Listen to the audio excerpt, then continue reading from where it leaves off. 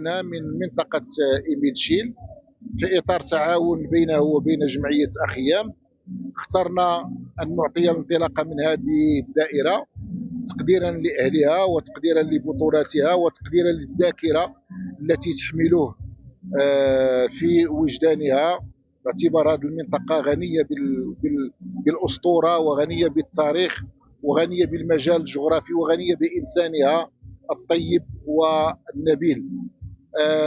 برنامج بيت الشعر في المغرب يتوزع بين محترفات شعرية انطلقت هذا الصباح لفائدة التلاميذ وأبناء وبنات هذه المنطقة من دوار بوزمو من مجموع دائرة إيميل شيل. وكانت هناك 3 ورشات: ورشة الكتابة الشعرية باللغة العربية الفصحى، ورشة الكتابة الشعرية بالأمازيغية، وورشة الكتابة الشعرية بالدارجة.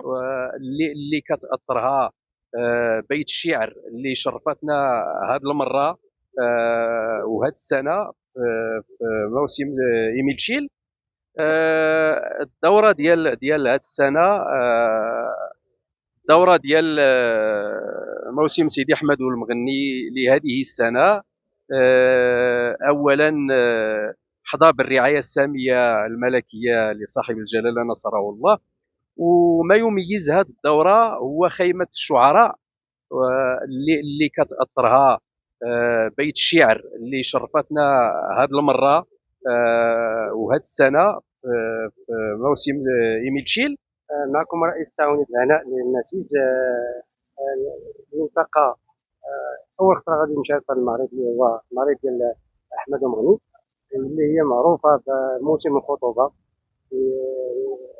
معروفة على الصعيد الدولي والمغربي والعربي ومعروفة كاملين.